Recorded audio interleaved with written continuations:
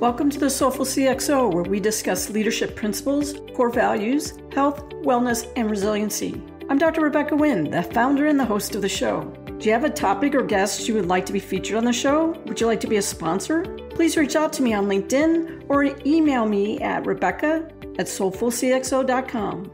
Please go to our partner, Cybersecurity Tribe, for weekly show recaps and other resources. Listen and subscribe on your favorite podcast app. Now sit back and enjoy the show.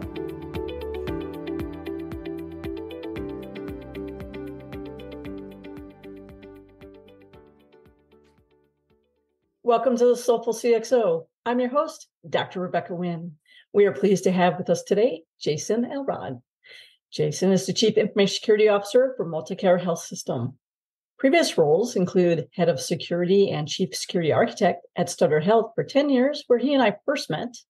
Numerous roles as vCISO and vCTO as a consultant. He's on several advisory boards, including Cybersecurity Tribe and Medigate. He has been featured as a guest on security headlines in Cybersecurity Week in Review. Is a highly sought-after, award-winning keynote speaker, panelist, article writer, mentor, and thought leader on topics such as cybersecurity and healthcare, risk assessments, and strategic solutions in protecting healthcare data. Jason, it's been a couple of days since we've met and seen each other. Welcome to the show. It's been a hot minute. I appreciate it, and I'm happy to be here. Thanks. I really want to meet that guy you just talked about. Yeah, me too. No, I'm just so. Yeah. Jason's background is really fascinating. And you have programming. You went to Harvard. You went ahead and you're this star-notch CISO, great presenter, and all that kind of stuff. Can you walk us through your career and how you got to be the wonderful Jason that I know today? Wow, that's a loaded question right there for sure. I will take the way back machine on this one. I can say I wrote my first computer program in 1979 because my father at the time was a programmer for the Department of Justice, and he had all these fun things that had lights on them and bebops and fingers and things. So I just had to get involved with that. It goes way back. But interesting is early career, I didn't want anything to do with technology. I did it. I thought, yeah, something you did. It was a hobby. It was something great. It was fun, vastly interested in it. But I wanted to do things with people, be more involved, and be involved in the people relationship aspect of it. There was a long period of time initially where I didn't want to do the technology. I just had it. It was a given.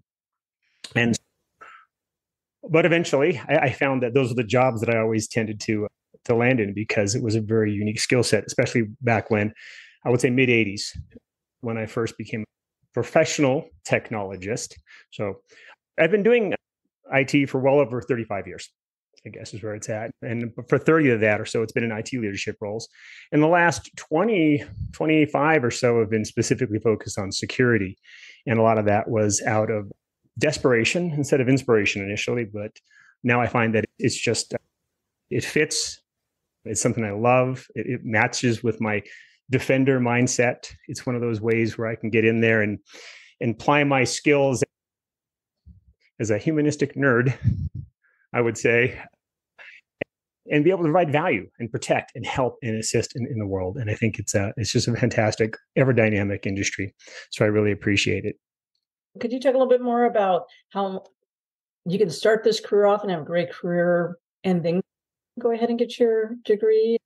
Yeah, we were talking about that. So you did mention the Harvard thing, but I'll have to go back a little bit before that. I didn't have a college degree through most of my career. I had no college degree. And as a matter of fact, I got my bachelor's degree in 2016 is when I did. And then when I finally wanted to do that, then I actually proceeded from there. And I went on to Harvard to get my master's degree right after that. The reality was I was a security leader already, and I had been for a long time without having the paper, I guess, to back it up. And that's a good point. I think people need to realize that most of the barriers we experience in our careers or in our life are artificial. We make them up. Yes, some jobs are going to say, thou shalt have a medical degree to be a doctor. Thou shalt have a law degree to be a lawyer. But outside some of those, very specific, I would say, niche talent profiles, we're often our own worst enemies. We get in way of ourselves and say, I can't do X, Y, or Z until A, B, or C is done. And I think when you get beyond that, there's nothing that can stop you. I really don't think so. So there's, I think, a lot of ways people like to admire the problem of I don't have a degree, or I didn't have this pedigree, or I didn't have this experience or that experience. So it's so much harder. And a lot of times I just say, noted. And what can you do now? So take that, and use it to motivate you, use it to get you into space, because in reality, our success is based on our habits, what we do on a daily basis, and what we think we're capable of. And when we expand that and we dive into it, I don't think there's any limit really to what anybody can do. So me as an example, a lot of people always thought that I had a college degree, but never knew it that I didn't until at one point I said, hey, you know what? I'm going to use this. I'm going to use the educational reimbursement. And they're like, what do you mean? And I'm like, I think I'm going to go get a degree. And they're like, what? You don't have one? And I think that's important. That's important. So I guess it's a believe in yourself and just get after it mode. But it's been an interesting ride for sure. So you talked about starting out and then getting into leadership. How did that progression go?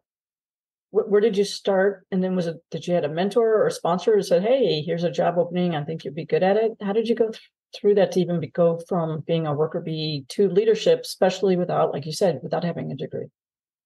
I think I mentioned I've been doing IT for a long time, but I didn't really want to do IT initially. I wanted to connect with people. I wanted to have that connection. And I think that's key. So a lot of folks who are attracted to STEM careers tend to want to do things that are more technical, black and white, ones and zeros, math, programming. It's either working or it's not working. The world. And I think, I know you'll agree with this, people are not that way. There's always a gray area. There's always a smooth. It's between an analog and a digital world. And because I was so interested in actually wanting to connect with people, the people side of it, and I already had the technology skill, it was a very fortuitous convergence, I would say. So they'd say, hey, we've got these network engineers, we've got this team of programs, we've got this people, and we have no idea what they're saying. Nobody's fluent in nerd. I need somebody who can translate between nerd and English. And even better, if you can go nerd English and business, have I got a job for you? And so it was that ability to be that Rosetta Stone, I think, in a lot of ways, to communicate both the folks that were more analytical, more black and white, more in the technical world, with the folks who weren't necessarily, that really gave me my first opportunity in there. So embracing both sides of those equations, the EQ with the IQ, which I think is really what is needed. So if you've got a lot of EQ and you've got some folks that you've got to deal with that are very IQ centric, school up on that. But vice versa. If you're in a very sort of IQ, I would say centric sort of world or job space, and you want to bring people together, you want to lead people, you want to go ahead and take that next step into leadership, then learn it. Learn the human component, learn the analog component of it. And I think that's what really served me well. And then I had some opportunities in it, because what would happen is I would be with the IT team, and they'd say, go tell these people this because they're not understanding what we're saying. And I go tell them what they were saying, and they go tell them, this is what we're saying. I go back and tell them this is what they're saying. And in a lot of ways, that really is your job as a leader, isn't it? Like, how do you translate the wants and the needs between your stakeholders on both sides of that equation? So I was very lucky in some ways to say that, but I do believe that luck is when opportunity meets preparedness, and that we make it ourselves. Again, didn't have a degree, didn't really have that leadership intent necessarily, but I really did want to have that connection. And that was the probably single most impactful thing that launched me into leadership. Because I literally quit 3 leadership jobs so I could go be an individual contributor in 3 different jobs. And within 6 months of every job that I joined as an individual contributor, I ended up being a supervisor or manager in that role for the same exact reason. And building those relationships and getting people to follow you, plus walking the talk and knowing their stuff. Now, one of the challenges that I know that people reach out to me and mentor, and I know you mentor people as well, is how I seem to have a love for cybersecurity or something similar along those lines. I don't innately have the background on paper to be able to get through the door. How do I get through the door? How do I get past HR and other people like that so I can at least have an audience with the person so I can show them my skill sets? How do you work through that when you're trying to hire people or mentor people? Wow. That's a good question. A couple of ways. So one is the candidate side of it, and one is the hiring manager side of it. I'll start with the hiring manager side of it. It's my job as the hiring manager to go to my HR partners, the recruiters that I'll actually be working with, whether internal or external, and really express, hey, this is what I'm looking for. And this is what I mean when I say this is what I'm looking for. I'm not looking for necessarily that degree. I'm not, because it'd be a little ironic for me to require one when I didn't have one for a long period of my career. I'm interested in the personality of the folks and their ability to walk the talk, is what you talked about. Like, where are you? Can you leap logical levels laughingly with me? Is what I would say there. Can you describe, hey, here's the solution. Here's how I would design it. Here's how I'd implement it, operate it, support it. And this is how I would take that solution. This is the capabilities it provides, which leads to how it would support strategies or visions or goals in the organization. So really working closely with your recruiter to understand what all those things mean. Say, hey, I'm looking for somebody that understands this big picture and has these atomic skills, or these detailed skills. They need to be a forensic examiner. They need to be able to do SOC. They need to be able to work in an incident response. They need to be able to do vulnerability management. You can be very specific about that, very point skills. But the fact is, I want to get somebody who's motivated to do it and understands the bigger picture, and then we scale into it. So it's my responsibility. I think it's the responsibility of every hiring manager in cyber to do that. Make sure the people you're working with understand what you're looking for, and not just class. I'm looking for people with CISSPs and 5 years experience for an intro role. No, you're never going to find that unicorn. Plus, it's impossible. You give them hints like, when I say this means this to me. Words mean things, and these are what they mean to me when I'm asking for these requirements. So 1, there's a responsibility to the hiring manager. So 2, we talked about, hey, I love cyber, and I love it. I want to get involved with it. There you go. So I'm going to encourage everybody to do that. It's very dynamic and it's very interesting, but I'll also say it can also be a very exhausting career. It doesn't stop. But how do you get into that? Network with folks, talk with people, connect with them, get in there. Yes, apply for every job you can. Do internships, involve with people, but get a mentor, a network, get that referral, find out maybe in your current organization, they don't have a security function. Well, be that person. Step out of your box a little bit and provide more value in that space. And the more value you provide in that space, the much easier it is to have that title of cybersecurity analyst, incident response, pen tester. Prove you can do it.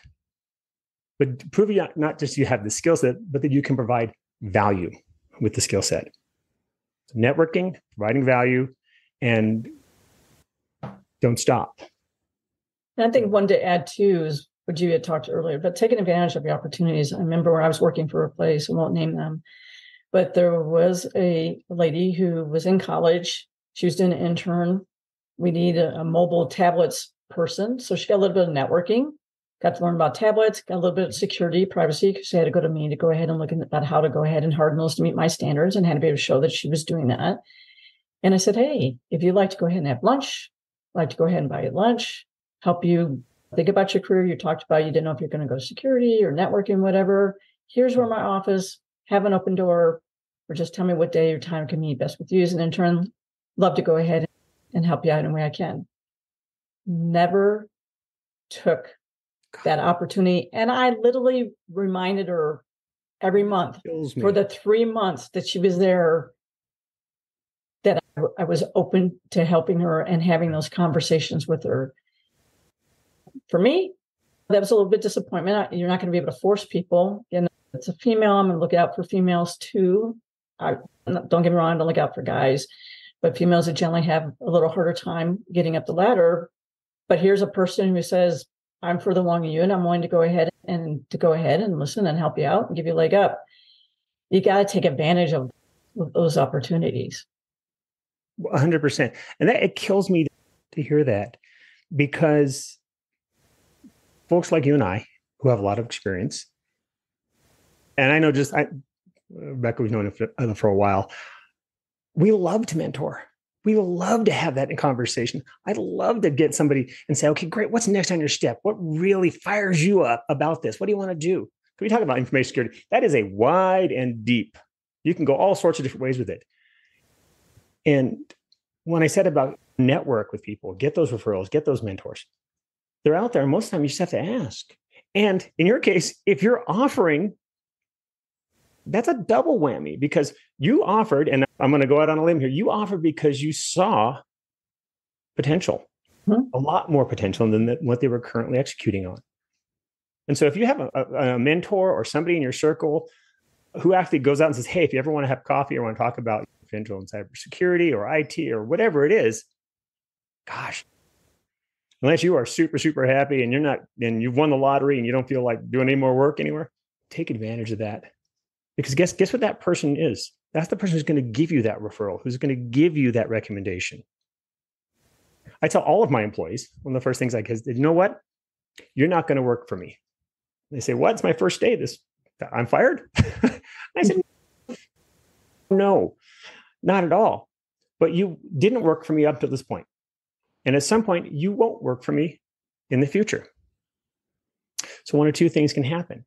One, at that point, when you go to your next role, or you're tired, or I leave my role where I'm at that point, one or two things are happening. You're going to say, hey, Rebecca or Jason, they really supported me. And you're going to be a champion of our program and helping us as leaders maybe backfill, get that next group of people in. Or you're going to be a detractor. You're going to be like, avoid that program. Those two, couldn't get out of there quick enough. So from a leadership standpoint, we're driving that in. I drive that in from day one. Hey, you know what? I'm here to help you. Where do you want to go next? I just got here. Yeah, but where do you want to go next? Because there's all sorts of things we can do here, but let's set you up for success, not only today, but in the future. And if, for instance, like you're in IT and you're security now, and you really want to be a landscape architect, hey, let's work something out. We'll figure something out how that works. I'm going to take advantage of your skills, talents, profiles, motivations now. And I am going to help you get to that space, because that's what a good leader does. And when that person gets to that next space, they're going to be a proponent. They're going to take that and they're going to drive security as a culture somewhere else. But they're also going to say, hey, that's the program you need to be with. That's the kind of leadership that I wish I still had.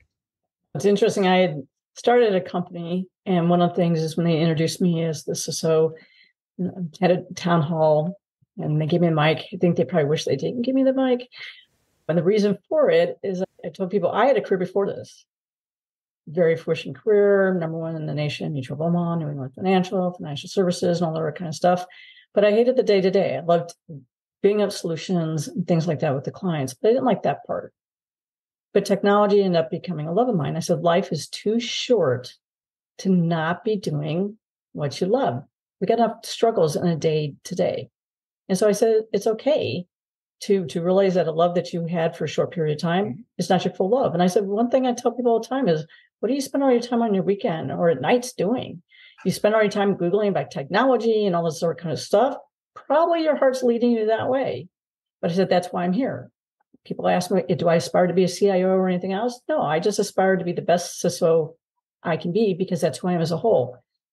very next day, 3 resignations stating that speech caused them to go to their love, which was, I've been doing real estate on the side and I always enjoy to do it and things like that. But I still say that was the best for them people. And that's why I tease that they probably would never want to give me the mic again. They did give me the mic again. But again, it's doing what's best for you holistically, authentically, will actually make you a better father, mother, daughter, son, all that kind of stuff, better human. So life is too short not to be doing what you love. And if you do follow that passion, like you said, and pay attention to those golden nuggets that come across your path, internships, someone asked you real quickly if you could do this peer review on this paper or anything along those lines, they will get you down that path. That's what I see. Do you agree with that? I see that when I'm struggling with something, usually something will come across my desk that'll help me work through it. Well, 100%. And even this point, even though you had 3 immediate resignations, I would posit that those 3 people, if asked to talk about you as a leader, asked to talk about that company, asked to talk about that previous role, they're not going to be naysayers. They're going to say, hey, we're in contact still today. There you go. See, and that's what, and those people will lead to new jobs, new opportunities, new doors open. Never burn those bridges, for one. But I bet you those folks actually said, hey, you know what? If somebody mentioned, hey, I'd really like to get in cybersecurity. I watched, I don't know, CSI, cyber or something. That's me. That's what I want to do.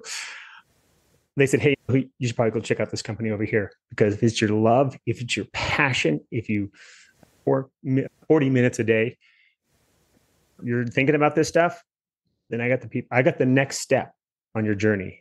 And it's with these people right here. Go talk to them. And I think, yeah, fantastic. So that's a good story. I'd give you the mic again, but. Would you like me? One of the things that you also mentioned earlier, we talked a little bit about resiliency. Today, what we see a lot of people in technology, other fields too, a lot of CISOs that were burning out, finding ourselves not resilient. And then we end up having to take a career break for a long period of time, just because really we're depleted. How do you keep yourself from being depleted? Gosh, yeah, as opposed to that enforced sabbatical that sometimes happens. So that's a good point. Paid time off. Take time off. And I think a lot of people say, if you got vacation, take vacation.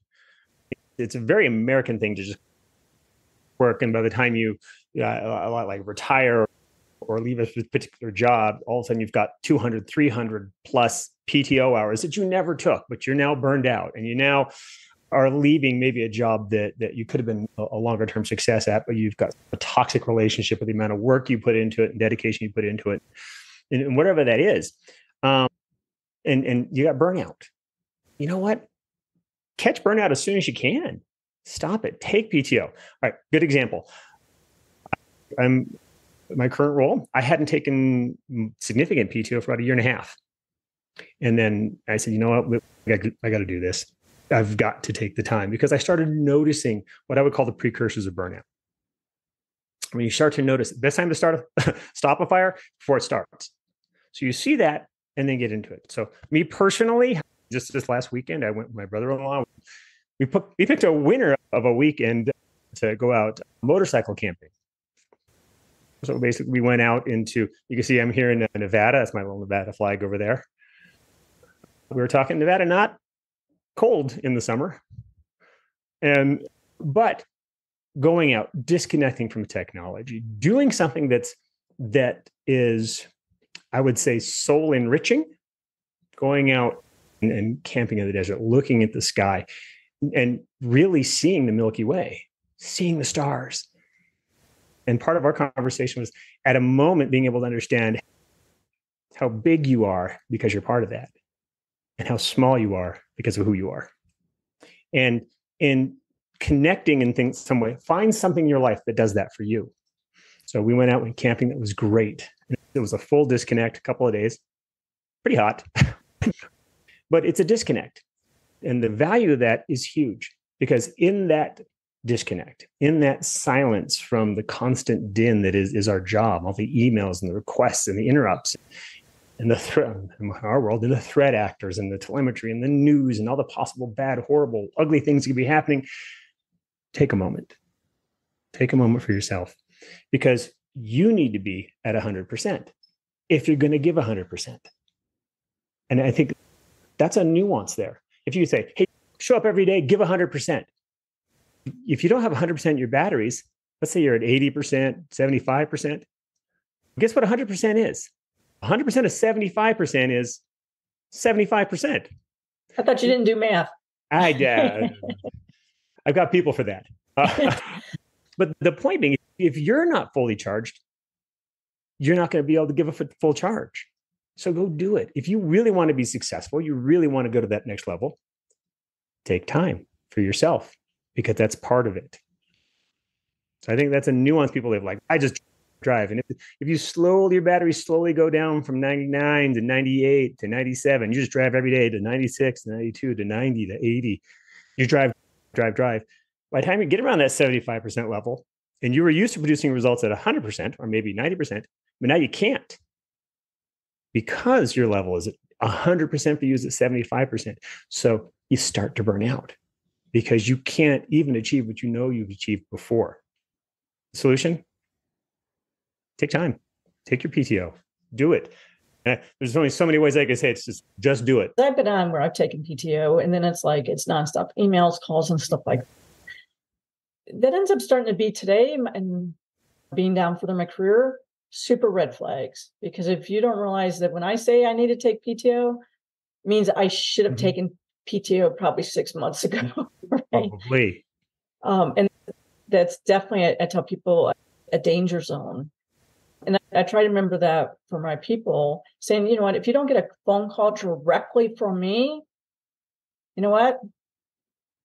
There's nothing on fire. And if there was something on fire, obviously on PTO, you can help. But that's what I'm saying. Unless there was something like, hey, we really can't find this, we really need it, and it's an emergency, do that. I started taking try to be a lot more cautious about, because you and I are on advisory boards and stuff like that. We can do, guess what happens at 8 o'clock to midnight? We're like in all these peer groups and stuff like that. I'm just saying, no, I'm not going to do that. I'm not going to answer that stuff on Sunday. I'm not going to be going on social medias and all that kind of stuff on Sunday. I'm really starting to define my barriers that way better. Is that what you found too? This is my lunchtime. This is my break time. And these are the times that, you know what, I'm going to be offline. Do you find that is, you have to be the owner of that as well too, or it just gets run over? 100%. People will take whatever they can from you. And it's not because people are bad. Everybody's busy. So the more you're willing to give, the more people will take. And if it's 100% all the time, 100% of the time, you're not going to have any time because somebody else will take it. So you're the writer of your story. And if you're not the hero or heroine of that story, you're a bit player in somebody else's story. So it's incumbent on you to be the author of your life. And in a lot of ways, that's a good example. Hey, you know what? I'm taking lunch. Text me if it's an emergency. My phone is off. How do you text me? Good luck. Find somebody who knows where I am. Text them. They can come get me. You have to have those key constraints in place. You have to set those barriers up so that you know that when you get too close to them, or that you're bouncing against them, careening against your own barriers, that it's time to take a step back, slow down a little bit. I mentioned 1,440. That's how many minutes are in a day. Nobody gets more. Nobody gets less. You can't beg, borrow, steal, save. You can't put some on a credit card, a time card. That's it. 1,440. It's how you use it every day that determines your results. The prioritization, the focus. And there's no difference between me and the CEO, the leader of a country. We all have the same amount of time, the same number of days. The results are only impacted by how we choose to focus those 1,440 minutes. And believe me, build in time for sleep, build in time for eating, build in time for a little bit of exercise. and then figure out how you're going to do that. So I think it's extremely important, and it is 100% your job to do it. And then a lot of people like, my boss or my X or Y, Z is taking all my time. You're giving them your time. And it's okay. You can do that. You've only got so many. And don't blame somebody else for your lack of discipline around how you're using those 1,440 minutes that you're given. Jason, unfortunately, our time has totally flown by.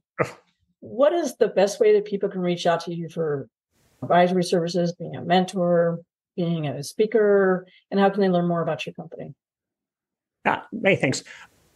So probably one of the best ways on social media is just go on LinkedIn. LinkedIn, it's the Jason Elrod, because I think there's 3 or 4 of us that one day when I selected it, they said, what Jason Elrod are you? I said, I'm the Jason Elrod, being me. And then it's like, oh, and so I've had that one for a long time. Go on and look me up on LinkedIn. Go ahead and connect there. My personal website is jasonelrod.com. So feel free to visit there to see about some connecting there maybe. If you can't remember that one, you probably don't know who you're looking for. And I think that's about it. Those are some specific ways to get a hold of me. If you're interested in some of the work that we're doing at my current company, which is Multicare, please visit multicare.org and check us out there. But that's probably the best way to get a hold of me there. I'm also on the Bird site, and I'm also on Mastodon. Feel free to look me up and connect with me there. I am very active. I do respond, but sometimes I do get a lot of inquiries. I'll get to you. Believe me, I will. So thank you. Thank you very much. Hey, it's a great pleasure. It's always awesome to talk with you, Rebecca. Well, thanks, Jason, because you are a soulful CXO. Ditto.